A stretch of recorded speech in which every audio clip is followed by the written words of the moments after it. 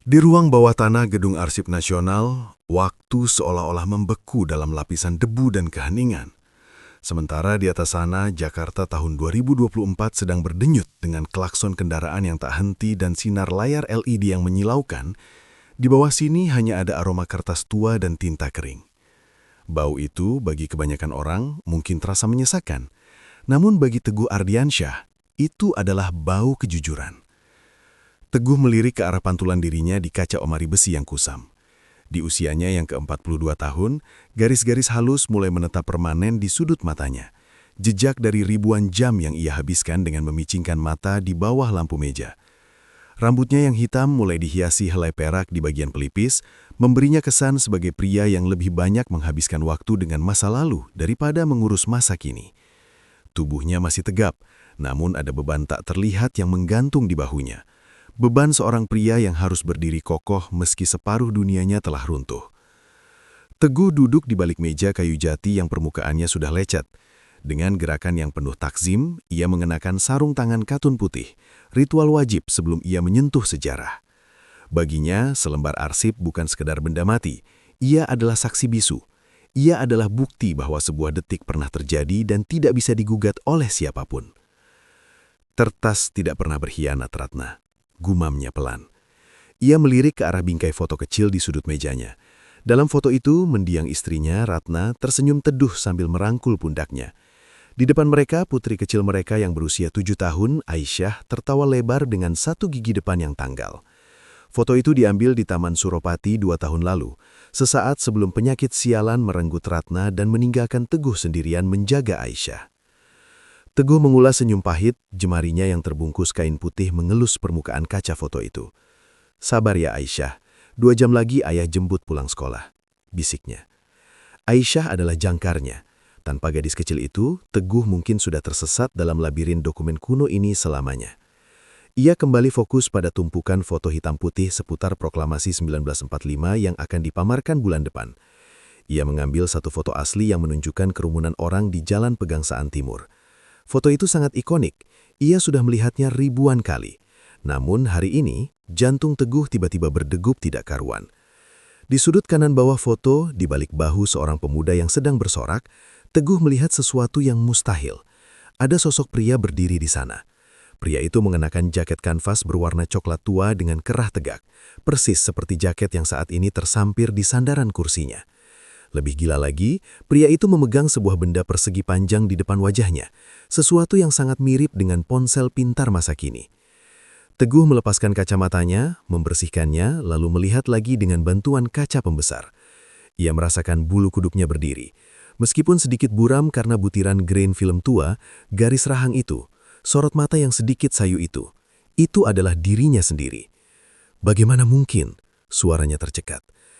Tiba-tiba telinga Teguh berdenging hebat, suaranya melengking tinggi, menusuk saraf kepalanya hingga ia merintih kesakitan. Saat ia mencoba menstabilkan pandangannya, sebuah fenomena mengerikan terjadi. Foto di bawah kacanya mulai mengeluarkan asap tipis. Area di mana sosok dirinya berada mulai berubah warna menjadi coklat terbakar. Lalu sebuah lubang kecil muncul tepat di wajah sosok itu. Lubang itu melebar dengan cepat memakan serat kertas seolah ada api tak kasat mata yang sedang menghapusnya dari sejarah. "Jangan!" Teguh mencoba menekan foto itu dengan telapak tangannya. Tapi percuma. Dalam hitungan detik, bagian itu telah berubah menjadi abu putih halus, meninggalkan lubang kosong di tengah momen proklamasi negara. Nafas Teguh memburu. Ia menatap sarung tangannya yang kini kotor dengan abu kertas yang terbakar. Dengan perasaan was-was yang mencekam, ia menoleh ke arah foto Ratna dan Aisyah di sudut meja. Jantungnya seolah berhenti berdetak. Sosok Aisyah dalam foto itu tampak memudar, seolah-olah warna pada kertas itu terserap kembali ke dalam kehampaan.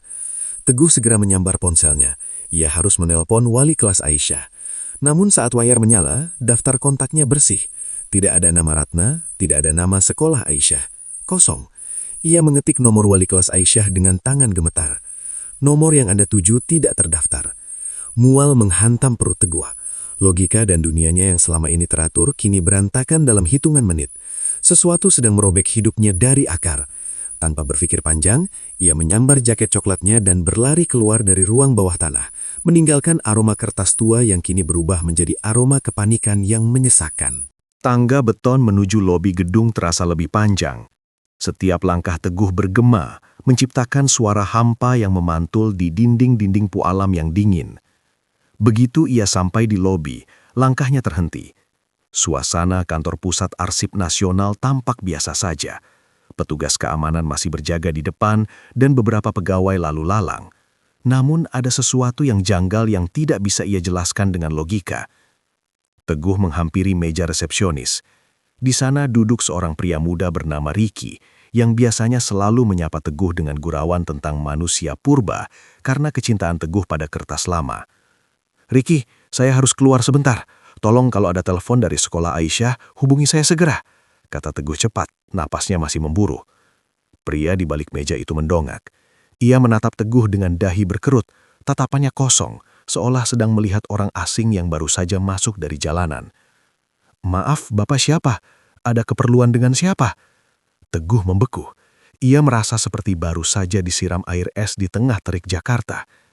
"Ricky, ini saya, Teguh, kurator arsip fisik. Kita baru saja makan siang bareng kemarin di kantin belakang." Ricky menggeleng pelan, wajahnya tampak bingung sekaligus waspada. "Pak, saya sudah kerja di sini 3 tahun, dan saya hafal semua staf di gedung ini. Tidak ada yang namanya Pak Teguh di divisi kearsipan, dan Bapak tidak memakai tanda pengenal." Teguh refleks meraba dadanya. Benar, tali lanyard biru yang selalu melingkar di lehernya sudah tidak ada. Ia merogoh saku jaket kanvasnya, mencari kartu identitas pegawainya. Saat ia menarik kartu plastik itu keluar, jantungnya berdegup kencang. Kartu itu masih ada di tangannya, namun permukaannya putih bersih. Foto wajahnya, nama lengkapnya, nomor induk pegawainya, semuanya telah menguap, meninggalkan plastik kosong yang mengkilap di bawah lampu neon lobi. "Ini tidak mungkin," bisik Teguh. Ia tidak menunggu jawaban Ricky. Ia berbalik dan berlari keluar menembus pintu kaca otomatis. Di luar, kota Jakarta menyambutnya dengan hiruk-pikuk yang terasa lebih kasar. Teguh berlari menuju parkiran motor. Ia perlu sampai ke sekolah Aisyah secepat mungkin. Namun saat ia sampai di barisan motor, ia tidak bisa menemukan sepeda motor bebek tua miliknya. Di tempat yang seharusnya motornya terparkir, kini berdiri sebuah motor sport besar yang asing. Panik mulai menguasai akal sehatnya. Teguh memutuskan untuk berlari ke pinggir jalan, mencegat taksi yang kebetulan lewat. "SD Lab School, Rawamangun, cepat Pak," perintah Teguh saat ia membanting pintu taksi. Supir taksi itu melirik melalui spion tengah. "Waduh, Pak, lab school yang mana ya? Perasaan di Rawamangun nggak ada sekolah nama itu." Teguh melotot. "Jangan bercanda, Pak. Itu sekolah besar. Saya tiap hari antar jemput anak saya di sana." Sepanjang perjalanan, Teguh menempelkan wajahnya ke kaca jendela. Kota yang ia kenal selama 42 tahun itu mulai terasa asing. Beberapa gedung yang seharusnya ia kenal tampak berubah nama, warna, atau bahkan tidak ada sama sekali. Papan iklan digital besar di sepanjang jalan memajang produk-produk yang tidak pernah ia dengar sebelumnya. Begitu ia sampai di lokasi yang ia yakini sebagai sekolah Aisyah, Teguh hampir jatuh saat turun dari taksi. Di hadapannya bukan gerbang sekolah dengan anak-anak berseragam merah putih yang ia temukan. Alih-alih sekolah, berdiri sebuah taman perkantoran minimalis yang tampak sudah berdiri bertahun-tahun di sana. "Aisyah," suara Teguh bergetar. Ia berlari menuju pos satpam mobung tersebut. "Pak, maaf, sekolah di sini pindah kemana? SD yang di sini?" Satpam itu menatapnya iba. "Sekolah apa, Pak? Dari dulu lahan ini memang kompleks perkantoran, nggak pernah ada sekolah di sini." Teguh mundur selangkah, lalu 2 langkah. Kakinya terasa lemas. Ia merogoh dompetnya kembali, mencari satu-satunya bukti keberadaan keluarganya, foto Ratna dan Aisyah. Ia menarik foto itu keluar dengan tangan gemetar. Dunia seolah berhenti berputar. Ratna masih ada di sana, tersenyum dalam balutan kebaya kesukaannya. Namun di sampingnya, tempat Aisyah seharusnya berdiri sambil memegang es krim, kini hanya ada ruang kosong yang buram. Latar belakang taman dalam foto itu tampak menyatu, seolah-olah memang tidak pernah ada seorang gadis kecil di sana. Aisyah telah benar-benar dihapus, bukan hanya dari ingatan orang-orang, tapi dari lembaran fisik sejarah. Teguh terduduk di trotoar, tidak peduli dengan tatapan orang-orang yang lewat. Ia merasa seperti hantu yang terjebak di dunia yang salah. Ingatannya tentang tawa Aisyah, bau rambutnya pada pagi hari, dan genggaman tangan kecilnya terasa begitu nyata. Namun dunia di sekitarnya berteriak bahwa itu semua hanyalah hayalan. Tiba-tiba, telinganya kembali berdenging. Kali ini lebih sakit, seperti ada jarum yang ditusukkan langsung ke gendang telinganya. Di tengah dengingan itu, ia merasakan sebuah tatapan tajam dari seberang jalan. Seorang pria berdiri di sana. Pria itu memakai setelan jas abu-abu yang sangat rapi, terlalu rapi untuk cuaca Jakarta yang lembab. Wajahnya datar, tanpa ekspresi, seolah-olah dipahat dari batu. Di pergelangan tangan kirinya, pria itu memakai alat logam yang berbentuk seperti jam tangan tebal, namun tanpa angka, hanya ada lampu biru yang berkedip pelan. Teguh Ardiansyah, unit anomali terdeteksi, proses pembersihan harus segera diselesaikan. Teguh tidak menunggu lebih lama lagi. Ia berbalik dan berlari sekuat tenaga. Ia tidak tahu siapa pria itu atau apa yang dimaksud dengan pembersihan, namun ia tahu satu hal. Jika ia tertangkap, ia tidak hanya akan kehilangan ingatannya tentang Aisyah, tapi ia akan lenyap sepenuhnya dari muka bumi.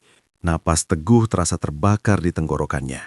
Ia berlari membelah kerumunan orang di trotoar, tidak peduli pada bahu yang ia tabrak atau umpatan yang dilontarkan padanya. Di belakangnya, pria berjas abu-abu itu tidak berlari. Ia hanya berjalan dengan langkah panjang yang konstan, namun anehnya, jarak di antara mereka tidak pernah benar-benar menjauh. Pria itu bergerak dengan efisiensi yang mengerikan, seolah-olah ia telah mengkalkulasi setiap rintangan di jalanan sebelum kakinya melangkah. Teguh melihat sebuah angkot yang sedang melambat di lampu merah. Tanpa pikir panjang, ia melompat masuk ke pintu belakang yang terbuka. "Jalan bang, buruan!" teriaknya pada sang sopir. Angkot itu menderu, membelah kemacetan Jakarta Pusat menuju ke arah Salembah. Teguh menyandarkan kepalanya yang berdenyut ke kaca jendela yang bergetar. Ia menoleh ke belakang melalui kaca belakang yang kusam. Pria berjas abu-abu itu berdiri diam di tengah trotoar yang ia tinggalkan, hanya menatap angkot yang melaju menjauh. Alat di pergelangan tangannya masih berkedip merah, mengirimkan sinyal sunyi yang entah ditujukan kepada siapa. Teguh mencoba menenangkan jantungnya. "Pikir Teguh, pikir," batinnya. Rumah, ia butuh rumahnya. Apartemennya adalah benteng terakhirnya. Di sana ada surat nikahnya dengan Ratna, akte kelahiran Aisyah, dan album foto fisik yang ia simpan di dalam lemari besi tahan api. Benda-benda itu asli, mereka terbuat dari kertas dan tinta. Jika dunia ini telah berubah, setidaknya benda-benda itu harusnya tetap ada sebagai saksi bahwa ia tidak gila. 10 menit kemudian, Teguh turun di depan sebuah gedung apartemen tua bergaya kolonial yang sudah dipugar. Ia berlari masuk ke lobi, melewati petugas keamanan yang sedang sibuk melihat ponsel. Ia tidak berhenti untuk menyapa. Ia langsung menuju lift dan menekan angka 4. Lift bergerak naik dengan suara derit kabel yang familiar. Namun, saat pintu lift terbuka di lantai 4, Teguh merasa ada yang salah. Aroma lorong itu biasanya berbau pembersih lantai jeruk yang murah. Tapi sekarang, lorong itu berbau gaharu yang menyengat. Karpet hijaunya yang sudah tipis kini berubah menjadi ubin marmer putih yang berkilau. Teguh mempercepat langkah menuju unit 402. Tapi, saat ia sampai di posisi pintunya, ia membeku. Tidak ada unit 402. Lorong itu berakhir di unit 401.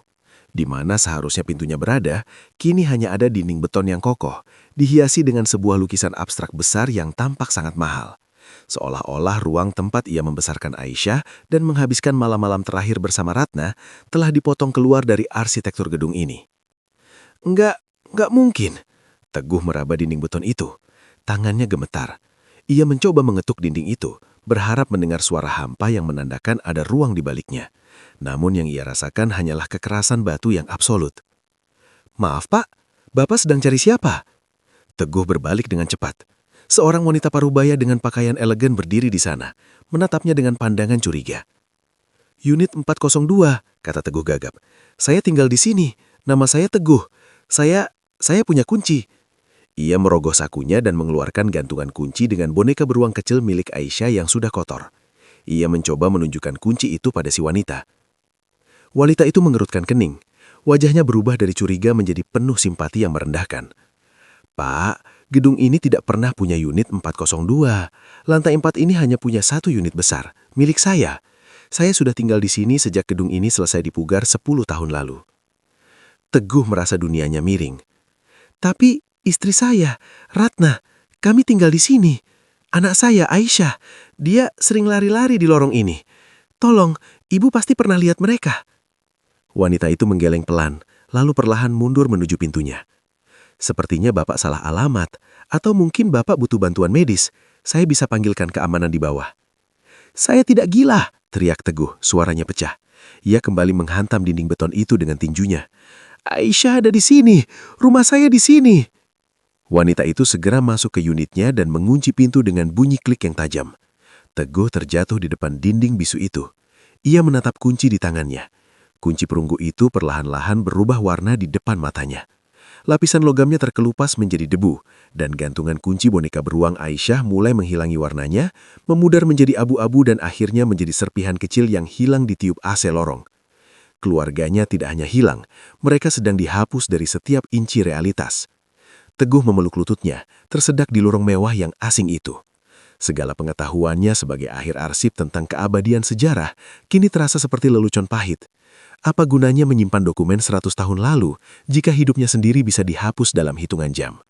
10 menit kemudian, dengingan itu kembali. Kali ini disertai suara langkah kaki yang berat dari arah tangga darurat. Duk, duk, duk. Teguh mendongak. Di ujung lorong, pria berjas abu-abu itu baru saja keluar dari lift. Wajahnya tetap tanpa ekspresi, seolah-olah ia hanyalah sebuah mesin yang sedang menjalankan perintah kode. Kali ini, ia tidak sendiri. Di belakangnya, 2 orang lagi dengan pakaian serupa muncul. Anomali Teguh Ardiansyah. Ruang keberadaan Anda telah ditutup. Prosedur pembersihan tahap akhir dimulai. Mohon jangan melawan agar proses terminasi data tidak menyakitkan. Teguh bangkit berdiri, menyandarkan pinggangnya pada dinding beton yang seharusnya adalah rumahnya. Ia tidak punya tempat lari lagi.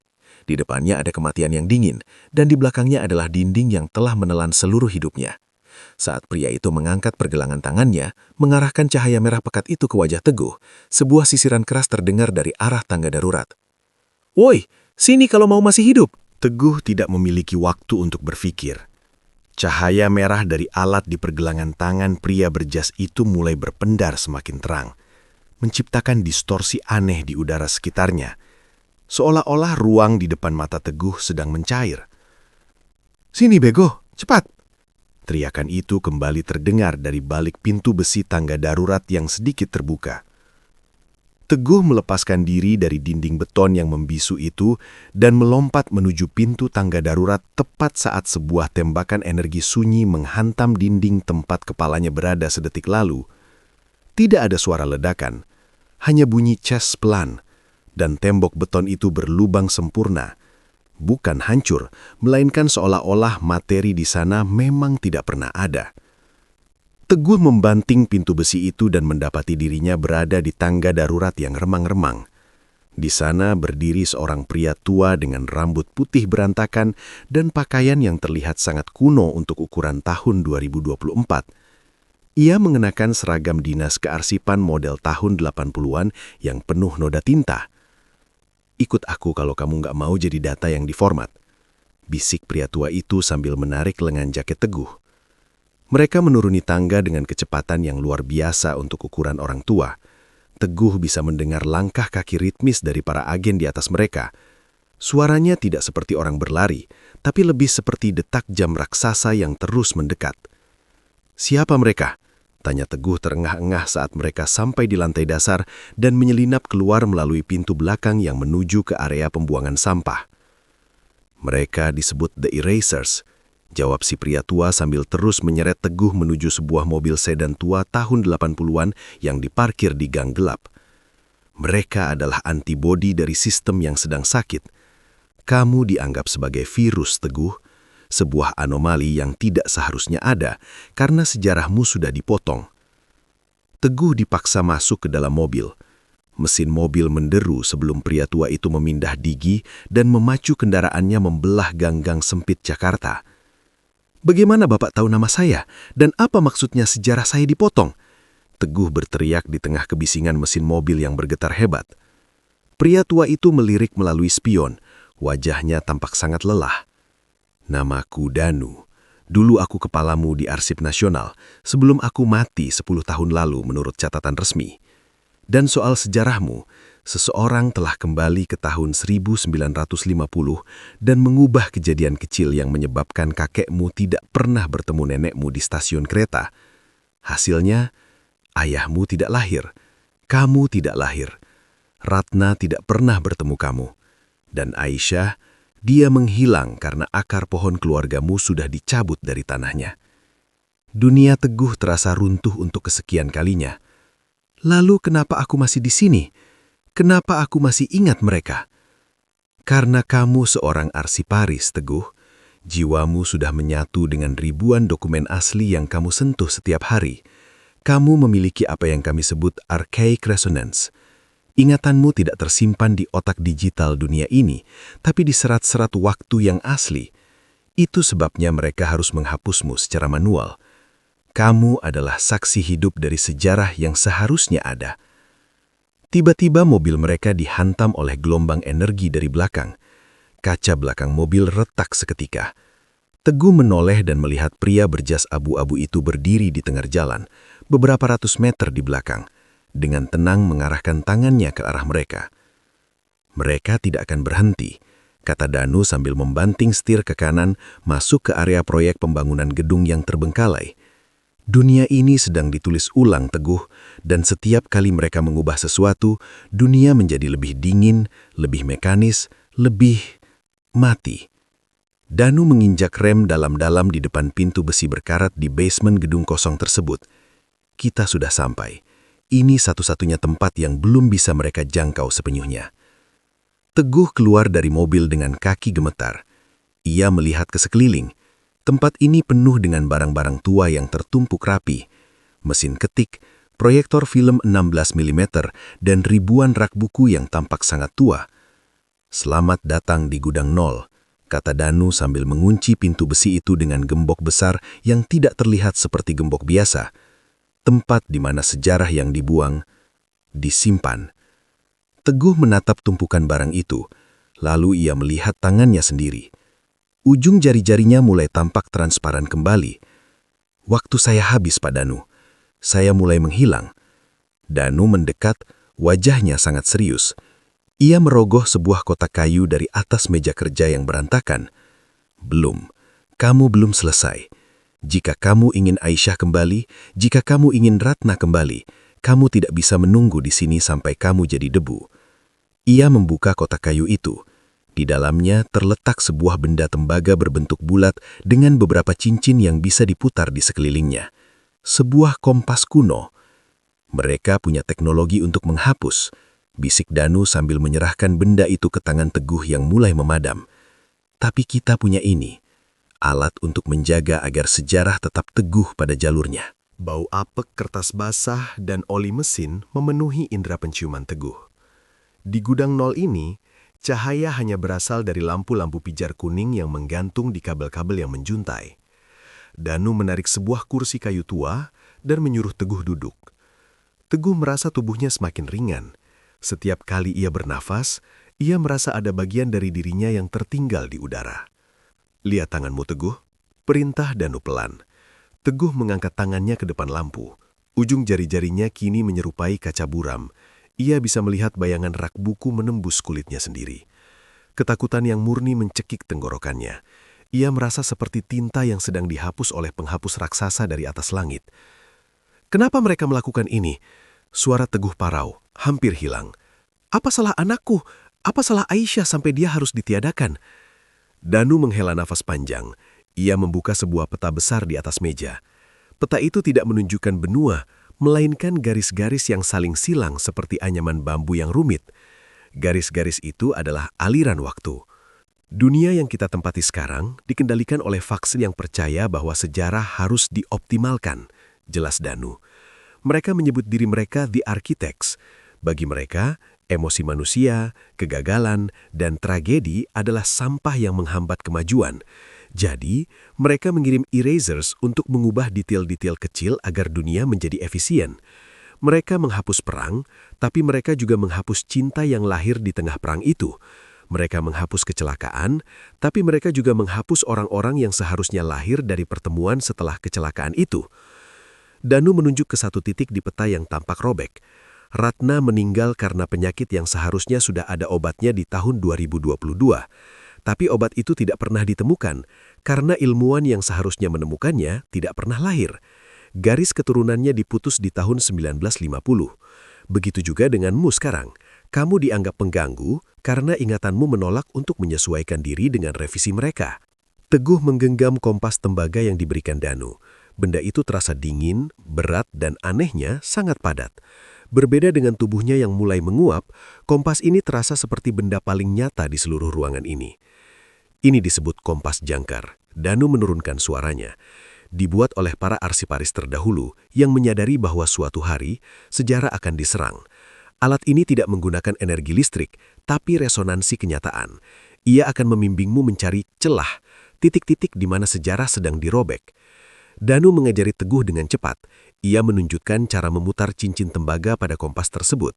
Dengar Teguh, setiap detik yang kamu habiskan di sini, eksistensimu semakin menipis. Jika kamu hilang sepenuhnya, maka Aisyah dan Ratna akan hilang selamanya. Tidak akan ada lagi orang di semesta ini yang mengingat nama mereka. Ingatanmu adalah satu-satunya cadangan data yang tersisa bagi mereka. Teguh menatap kompas itu. Bagaimana cara kerjanya? Pusatkan pikiranmu pada satu titik waktu yang paling kuat di ingatanmu.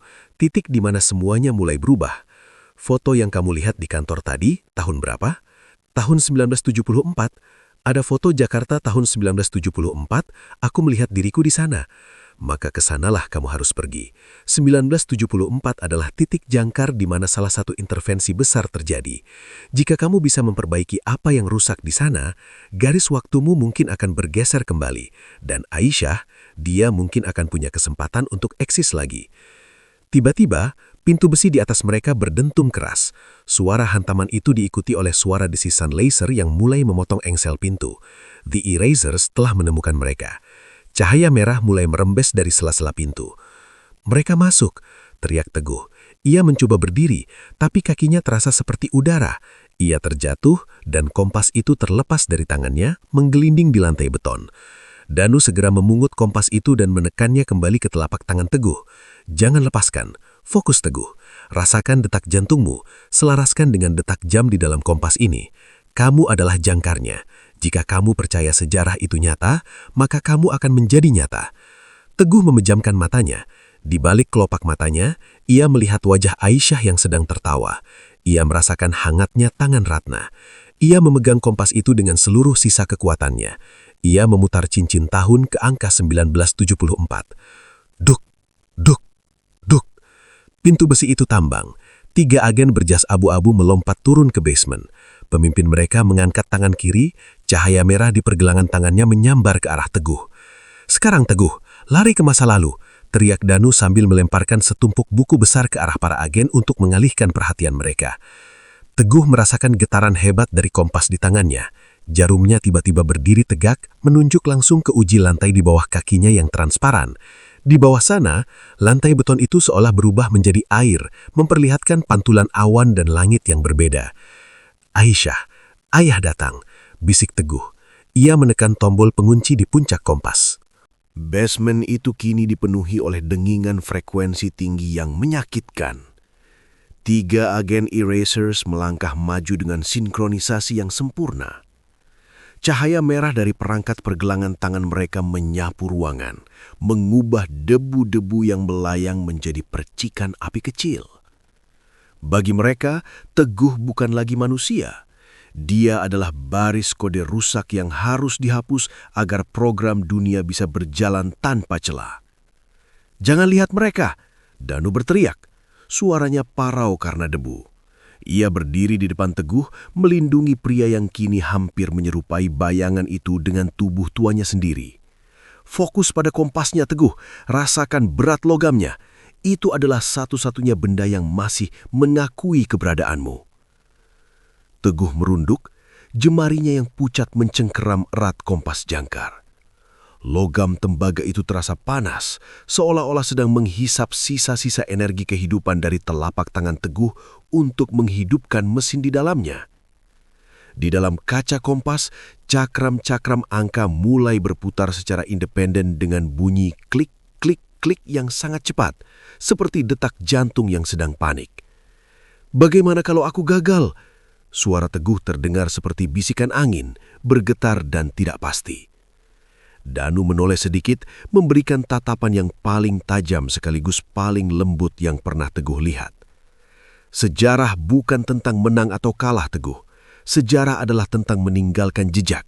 Jika kamu tidak melompat sekarang, jejak Aisyah akan hilang selamanya. Pilihannya hanya itu, menjadi debu di sini atau menjadi saksi di sana. Agen terdepan mengangkat tangannya. Sinar merah pekat keluar, menghantam tumpukan mesin tik di samping Danu. Mesin-mesin itu tidak meledak, mereka hanya memudar, lalu hilang, meninggalkan ruang kosong yang aneh di udara. Danu merogoh saku seragamnya dan mengeluarkan sebuah benda kecil, sebuah kancing logam tua yang berkarat. Ia menekan kancing itu ke telapak tangan Teguh yang sedang memegang kompas. Ini jangkar pertamamu, kancing seragam pelaut dari tahun 1974. Itu akan membantumu tetap membumi saat kamu mendarat. Ingat Teguh, waktu bukan garis lurus, itu adalah anyaman. Jika kamu menemukan benang yang salah, jangan ditarik, tapi jahit kembali. Teguh merasakan denyut nadi di ibu jarinya bersinkronisasi dengan getaran kompas. Jarum kompas yang tadinya berdiri tegak, kini mulai berputar lambat, lalu berhenti menunjuk tepat ke arah dada Teguh. Sistem diselaraskan. Suara mekanis yang halus keluar dari dalam kompas, berbeda jauh dengan suara kasar para agen. Mereka sudah hampir sampai. Danu mendorong bahu Teguh. Tutup matamu, jangan buka sampai kamu merasakan tanah di bawah kakimu keras lagi. Pemimpin agen Eraser sudah berada hanya 3 langkah dari mereka. Wajahnya yang datar tanpa pori-pori itu tampak mengerikan di bawah lampu pijar yang berkedip. Ia mengarahkan alat penghapusnya tepat ke dahi Teguh.